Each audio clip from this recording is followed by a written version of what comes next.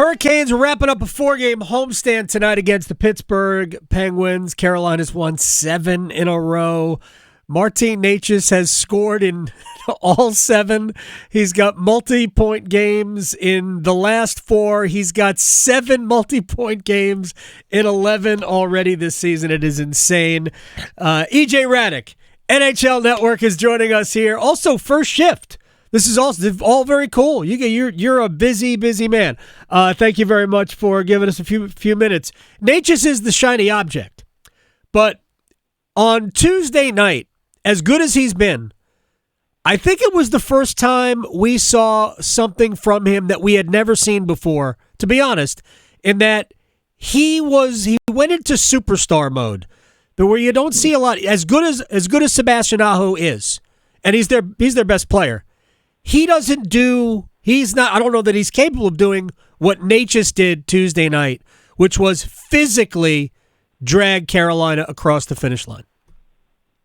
Yeah, it's funny. As you say that, and you make that description, I kind of immediately thought about Nico Hischier and Jack Hughes, because Nico Hischier is a more complete player than Jack, but Jack is someone who is an electric type player, right? He can bring you out of your seats, and he can do so much offensively, and I think it's a similar situation. I mean, Sebastian Aho is a great player, and he's a great 200-foot player as well as being a really good offensive player.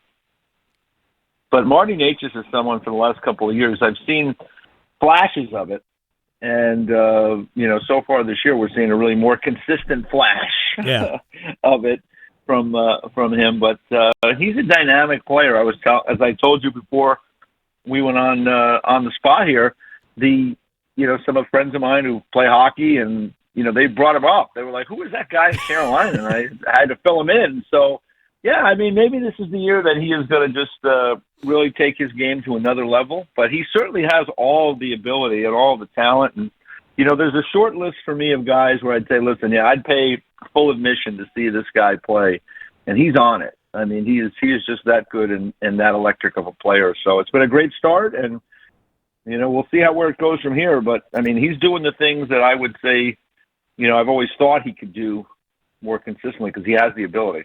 Oh, there's no question. There aren't 5 guys in the league that skate better than him. I mean, we know the McDavids and the McKinnons are in that in that otherworldly class, but Necas with the puck on his stick is absolutely. He drags your eyes to him. And that's what I saw in the last 2 shifts. They were each nearly a minute and a half. At 4-on-4, he was on the ice for 124, and he created 3 or 4 really good chances. And then the shift, which led to the game-winning goal, he was on the ice for 127. And I don't know how many opportunities he either had or created for others, and then ultimately puts in a rebound. He's also going to the middle of the ice a lot more now than he used to. He's being more direct, which is what Rod Brind'amour has wanted. And I talked to Jordan Martinick about him as well. And that's what everybody says.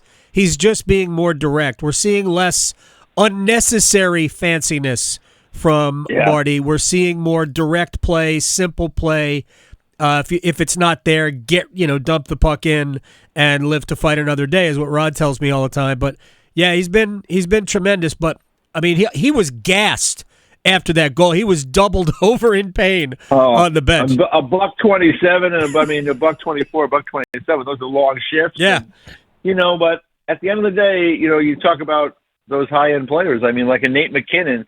I mean, he's just, I think of those guys, I would say he's probably similar to him. Now, I don't think he has quite the power that McKinnon has, but he certainly has the explosiveness that McKinnon has. And, McKinnon has that drive, ultra competitive flair on the ice. And I think maybe you're seeing Marty Necas bring a little of that to the table now, and that would be a nice addition for, a Carolina team. They could use, anyone could use a player like that can drive you to that extent in big moments. EJ Hradek, NHL Network, First Shift. Also, check it out. Watch it on YouTube. You and Kevin Weeks. Like, obviously he's a favorite of ours because we all have all this he's history. a former Kane. Yeah. There you go. And so it's mostly kids. A lot of times it's Kevin. We bounce around. Like we got Corey Schneider today, and Kevin will be back tomorrow, and I think we have Bruce Boudreau next week. Oh, nice. So, I'm usually the consistent. I am the consistent host, and then we have a lot of different guys come in. It's a lot of fun. It's an hour show. And there's 4 to 5 Eastern on Monday through Friday. And as you said, you can get it in kind of podcast form on YouTube afterwards. So what do they say? Subscribe, like, share, rate, review. Yeah. We like that. Yeah, all that stuff. I have consumed it in podcast form. EJ Hradek is joining. I want to make everybody aware I am not calling him a superstar. Who knows what happens as this year goes on. 20 points in 11 games is certainly eye-opening, but what I saw Tuesday night was the thing that superstar players do. So we'll see how he grows into it. Is there another? He has the ability. To do that. There's no question in my mind. I've seen it for several years now, and I still go back to that game, the outdoor game against the Caps a couple of years ago. It was such a wonderful night. I mean, the place was packed there, and it was a great night to celebrate hockey in Carolina. And he was just. I mean, I was calling that game with Bill Lindsay that night for the NHL International broadcast, and I mean, he was just bigger than life in that game, and he has the ability to do that. So I'm really glad to see that he's gotten off to such a good start. All right, give me another surprise from your perspective on this Hurricanes team so far. Well, I guess Jackson Blake has come in and played pretty well as a young player. I mean, so that's when young players come in and you don't know how it's going to go, and he's got, I guess it's 3-4 goals right now, and kind of finding his way. And you need that to happen to you as you're changing over your roster a little bit. Had guys leave, new guys had to fill in, and we had Eric Tulsky on First Shift the other day. And, he credited the scouts with the idea of, filling those spots, right? He talked about that, we're looking for like most teams, but we're looking for a match. We're looking for somebody not only that fits with us, but we fit with them. And, so I think a lot of those guys have come in and done well. And then you got young Jackson Blake, who's, a draft pick who comes out of, University of North Dakota. And, it's nice when those guys can come in and contribute. So we'll see if he can continue that. Obviously, it's, Matvei Michkov, who's the big star for the Flyers. He's a healthy scratch tonight. So, I mean, these guys go through ups and downs. Michkov's a little younger than Blake, but, it's good to see Jackson Blake come in and play well. Oh, he's played very well, and he's a guy who operates around the net, too. And I know what they list him at, 5'10", $175.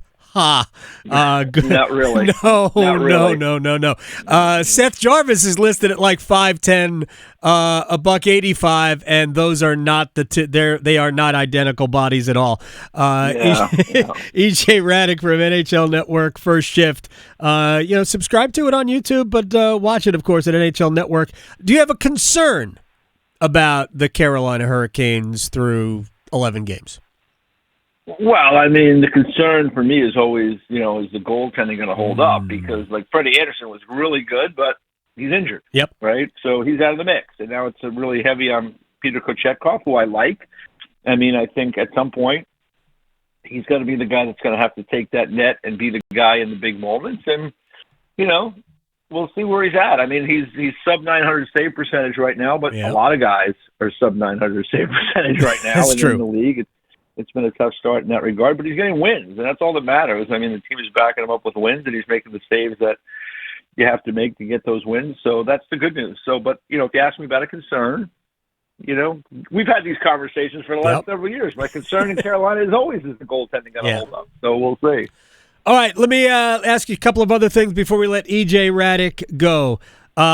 Biggest surprise to you in the Eastern Conference?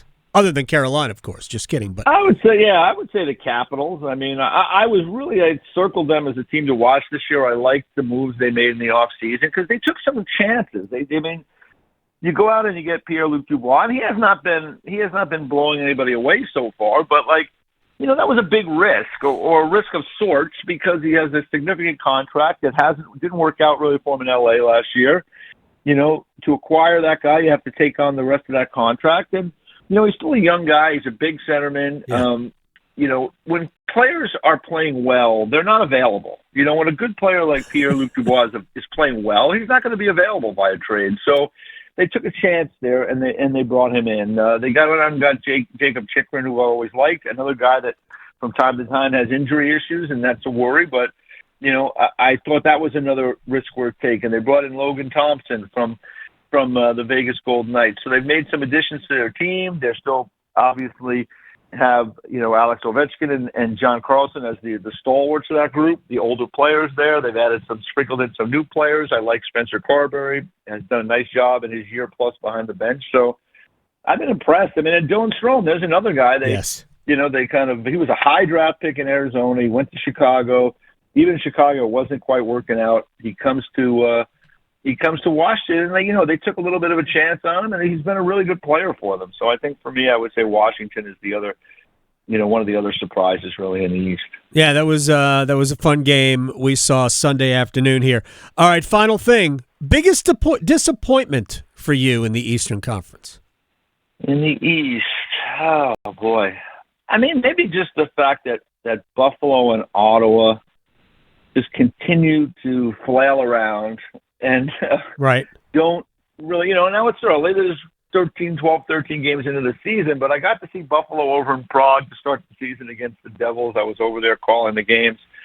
And you just look at these teams, and both of them have really talented players on their roster. You'd look at their, look on paper, and both of those teams have rosters that are as good as many of the good teams in the league, if not better in some cases. You could do that exercise and go through and compare rosters. I mean, they would stack up against some of the best rosters in the league, but yet they've been in this, Buffalo for 13 years now. I mean, just going around in circles and having all kinds of good players go through there, and then they just they trade them. And it's mind-boggling to me, Adam, that Sam Reinhart, ever was traded.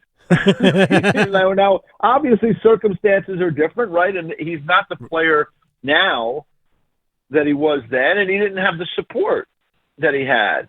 But, he was there with Jack Eichel, another guy that's gone on. Both guys gone on to go out and win Stanley Cups and be really important players. I mean, but Sam Reinhart scored 57 goals last year. Yeah. He had 5 shorthanded goals last year. He already has 3 shorthanded goals this year. He's among the league leaders in both goals and points this year.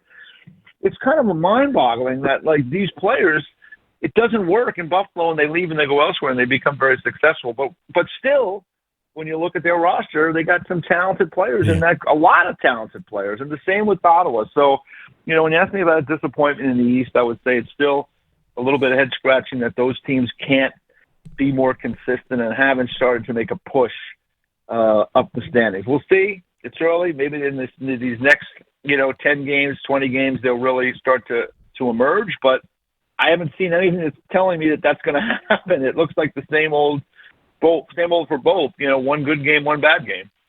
EJ Hradek at EJ Hradek _NHL. First Shift, NHL Network, also on YouTube in podcast form. I appreciate your time, sir. We will talk very soon, and have a good one.